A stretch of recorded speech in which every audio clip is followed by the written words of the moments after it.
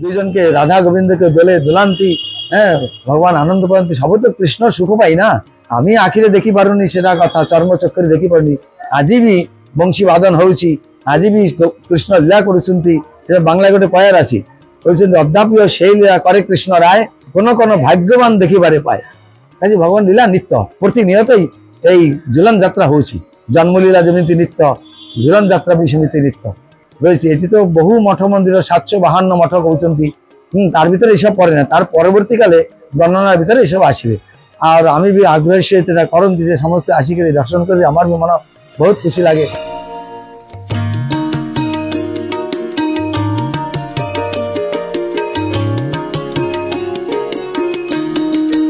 এই মঠ ভক্তি বিবেক ভারতী মহারাজ 1947 সালের পূর্বে সে তার ইচ্ছা ଥିଲା পুরীর ভিতরে এমিতি গোটে মন্দির করিবা, পুরীর দর্শনার্থী আসিকারি সেমানে আনন্দ পাইবে, এটা তার সংকল্প ଥିଲା। কিন্তু সে অপ্রকট হয়ে যায়।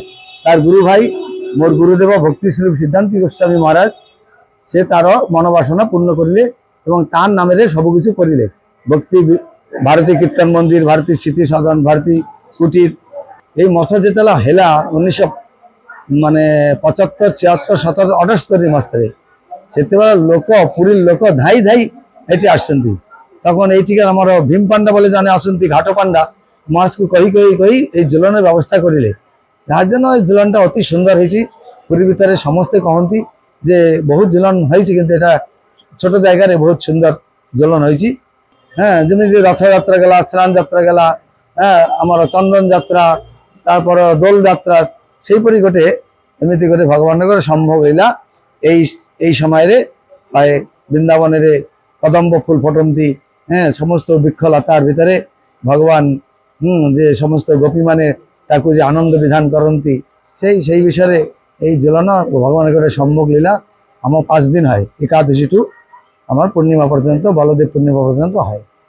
দোল যাত্রা হয়, তারপর জন্মাষ্টমী হয়, রাধাষ্টমী হয়, নৃসিংহ চতুর্দশী হয়, তারপর বামন দ্বাদশী হয়, তারপর আমার বরাহ দ্বাদশী হয়।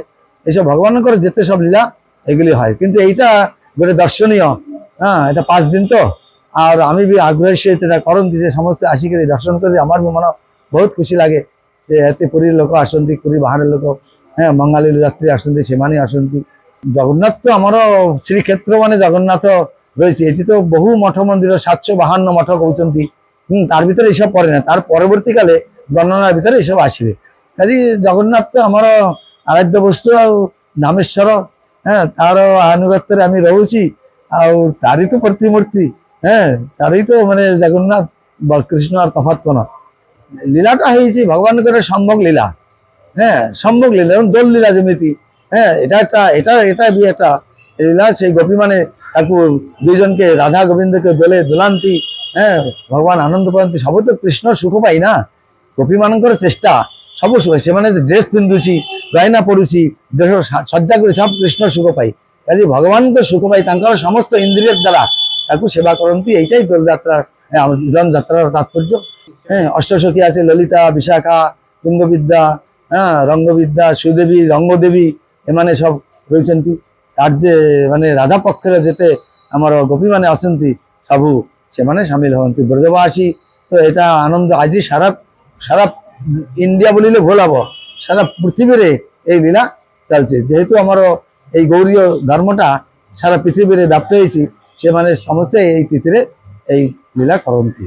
বৃন্দাবন আগে বৃন্দাবনে তো সমস্ত সব মুনি ঋষি তো সেই রূপ ধারণ করি অছি না।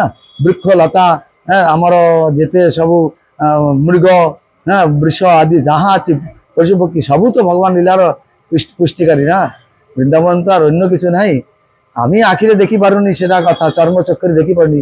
আଜି বি বংশী বাদন হଉଛି, আଜି বি কৃষ্ণ লীলা କରୁଛନ୍ତି। বাংলা গোটে পয়ার আছে, কହୁଛନ୍ତି অদ্যাপি সেই লীলা করে কৃষ্ণ রায়, কোন কোন ভাগ্যবান দেখিবারে পায়। ভাগ্যবান যে তার ভক্তি বিলোচন, হ্যাঁ ভক্তি নয়ন দ্বারা সে আজ বি বৃন্দাবনে গেলে এই লীলা সে দর্শন করি পারନ୍ତି। এ তো সিদ্ধ মহাত্মা এবং আমি তো সেই চেষ্টা করেছি। আমি তো একটা বাহ্যিক গোটে অনুষ্ঠান করে সমস্তকে আকর্ষণ করে আনুছি যে ভগবান লীলা এমিতি হয়েছিল। কিন্তু মূলত যে মানে অধিকারী বৈষ্ণব মানে মহাভাগবত, সেমানে সদা সর্বদা এই লীলা, কাজে ভগবান লীলা নিত্য, প্রতিনিয়তই এই ঝুলন যাত্রা হଉଛି।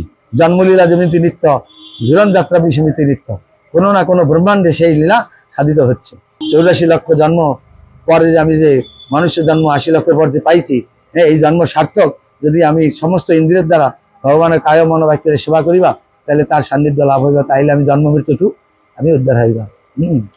ব্রহ্ম ভুবন আলোকাত পুনরাবর্তী অর্জুন মা মুখত্ব কন্তীয় পুনর্জন্ম ন বিদ্যতে, যে গীতায় যে অর্জুনের প্রশ্ন অনুসারে ভগবান কইতিলে কাজে আমি উদ্ধার পাই এক সব লীলা আমাকে অনুসরণ করা পড়িব। অনুকরণ নয়, অনুসরণ। অনুসরণ করিলে আমি ভগবানের কৃপা লাভ করিবা, তার কৃপা হলে পর আমি তার চরণ সেবা নিত্য গোলক বৃন্দাবনে যাইকি সেবা করি পারিবা। এইটাই হচ্ছে আমারও এই লীলা করিবার তাৎপর্য।